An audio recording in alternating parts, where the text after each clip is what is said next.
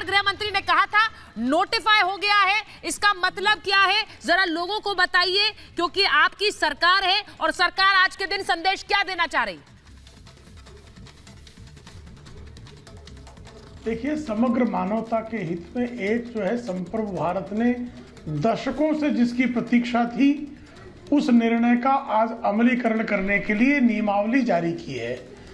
भारत की स्वतंत्रता के साथ विभाजन की विभीषिका भारत के नागरिकों को भोगनी पड़ी थी। उसमें से भारत के जिन नागरिकों को, जो हिंदू, सिख, ईसाई, बौद्ध, पारसी और जैन समुदाय के लोग अफगानिस्तान, पाकिस्तान और बांग्लादेश में रह गए थे, उनको तत्काल के नेतृत्व ने यह आश्वस्त किया था कि यदि उनका धर्म के आधार पर किसी प्रकार का भी उत्पीड़न हुआ तो उनको भारत की नागरिकता प्रदान की जाएगी। ऐसे तमाम उत्पीड़ित नागरिकों को आदरणीय नरेंद्र मोदी जी की सरकार ने नागरिकता संशोधन कानून बनाकर उन्हें नागरिकता प्रदान करने का जो सत्कार्य किया है, उसकी आज नियमावली जारी की गई है। इसके लिए आदरणीय नरेंद्र मोदी जी की सरकार का, आदरणीय गृह मंत्री अमित शाह जी का, समग्र सरकार का अभिनंदन किए जाने की आवश्यकता है। शुक्ला जी, आरोप आप पर ये लगता है कि आप लोगों ने चुनाव से ठीक पहले सीए का ऐलान किया है क्योंकि आपको फायदा पहुंचे? मैं चाह रही हूं इस पर भी आप जरा बोल दें, क्योंकि आप पर आरोप बार बार लगता है विपक्ष द्वारा। जी देखिए, ये कानून तो भाई 5 वर्ष पहले 2019 में कौन सा चुनाव था जब इस कानून को जो है संसद ने पारित किया। कालांतर में कोरोना आ गया, जिसके कारण इसके नियमावली जारी नहीं हो सकी। अब नियमावली जारी हुई तो भाई 12-13 चुनाव जो है ऐसे बीत गए जब इस कानून से इस देश के शरणार्थी वंचित रह गए थे, जिनको महात्मा गांधी ने सपना दिया था, संकल्प दिया था कि उनको नागरिकता प्रदान की जाएगी। देश के कर्णधारों ने जिनको संकल्प दिया था, उनको 13 चुनाव तक चला गया। ये क्यों ना कहा जाए?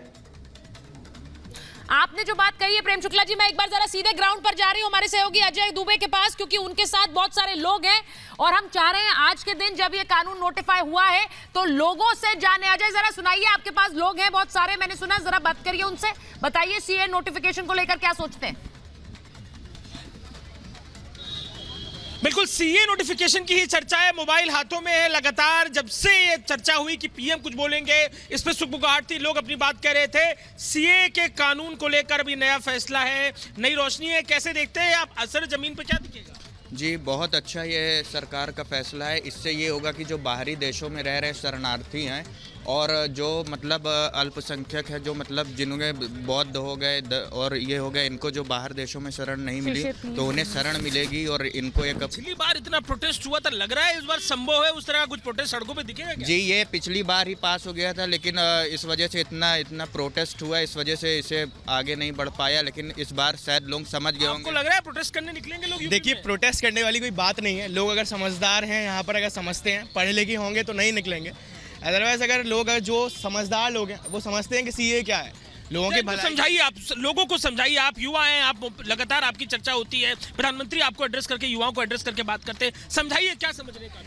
देखिए, सिटीजनशिप अमेंडमेंट एक्ट जो लागू किया गया है वो यही है कि जो बाहर हमारे देश के मुस्लिम आबादी को छोड़कर जो बाकी सारे धर्म हैं, वो जो बाहर रह रहे हैं, अगर वो भारत के नागरिक बनना चाहें तो उनको हम भारत की नागरिकता दे सकते हैं। मुस्लिम समाज को इसलिए दिया गया, छोड़ा गया। जो एक सोच है, ये बार बार ये क्यों फैलाया गया कि भाई मुसलमानों की नागरिकता जा सकती है? अभी भी ममता बनर्जी सीए को लेकर कह रही थी मैं लागू नहीं होने दूंगी। मैं एक बार जरा ये पूछना चाह रही हूं, अगर हर्षवर्धन जी भी हमारे साथ हैं, बताइए जरा ये बार बार इस तरह की चीज क्यों कि यहाँ मुसलमानों के खिलाफ कुछ किया जा रहा है, वहां पर ममता बनर्जी कहती है मैं लागू नहीं होने दूंगी सीए। हर्षवर्धन जी, इस तरह के बयान भड़काने वाले हैं, शायद यही वजह है कि आज सड़कों पर सुरक्षा बढ़ाई गई है। तस्वीरें हम दिखा रहे हैं शाहीन बाग की, दिल्ली के कुछ अलग इलाकों की और लखनऊ की भी। हर्षवर्धन जी, देखिए सुचेता जी, ये दुर्भाग्यपूर्ण है।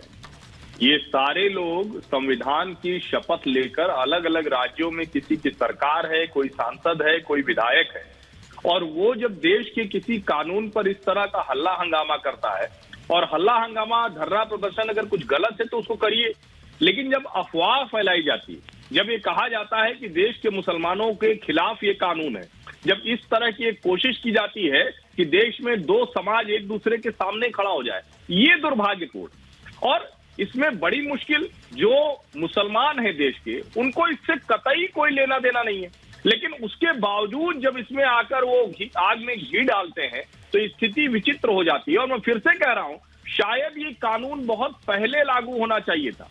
ये कानून इसमें कोई वजह होनी नहीं चाहिए थी।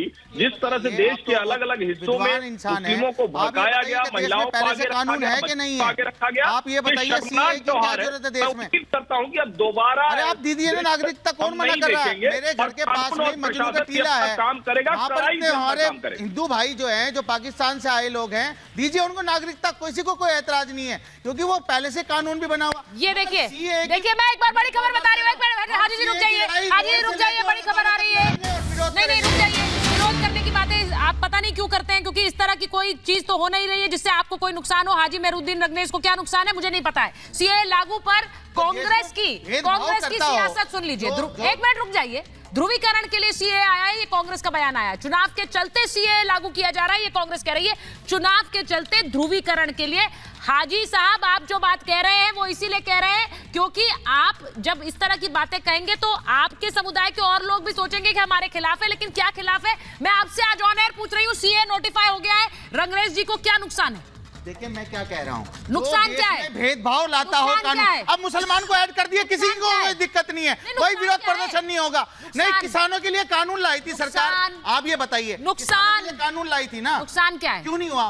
नुकसान क्यों वापस लेना पड़ा? कोई नुकसान नहीं, सरकार अपने कोई नुकसान नहीं है समाज में किसी तरीके से कैसे कोई नुकसान बंटवारा हो समाज में, आप सिर्फ हल्ला मचाना चाहते हैं। कानूनों को बार बार ला रही है। ये जो बात कही जा रही है, जिस बिहार पे सरकार आई थी, 2 करोड़ साल की रोजगार की बात करी गई थी, स्मार्ट सिटी की बात करी हाजी जी देखिए, देश में शांति बनाए रखने की कोशिश हाजी मेहरुद्दीन रंगरेज की भी होनी चाहिए और सुचरिता कुकरेती की भी। और उसके लिए बहुत जरूरी है कि हम मिस इन्फॉर्मेशन ना फैलाएं। एक बड़ा कानून आज नोटिफाई हुआ है, उस पर हल्ला नहीं करने की जरूरत है क्योंकि उसमें हल्ला लायक कुछ है नहीं। शांति से आप कह रहे हैं हम सड़क पर उतरेंगे, शांति से कह रहे हैं सड़क पर उतरेंगे। ठीक है ममता जी, रंगरेज जी आप सुनिए, पहली बात नहीं आप पहले अब आप शांत हो जाइए, अब आप शांत हो जाइए। आप इस देश के अंदर दंगा करवाने की तैयारी मत कीजिए। आपका नाम ममता काले नहीं है, इनको चुप करवाइए ना। सुचरिता रंगरेज जी इस तरह से नहीं, ये इस तरीके से मतलब देखिए, ये पहली बात मैं ये बोल देना चाहती हूँ कि इस देश के जो हमारे मुस्लिम भाई बहन हैं उनके नुमाइंदे रंगरेज नहीं है कि उनके बिहाफ पर ये बोलेंगे कि हम सड़कों पर उतरेंगे, हम दंगा करेंगे और सीए को लागू करने की आवश्यकता नहीं थी। वो दंगा ही होता है, वो हो हल्ला करना विरोध पर। पिछली बार भी आपने यही किया था, पिछली बार भी आपने यही किया था। आपको क्या तकलीफ हो रही है?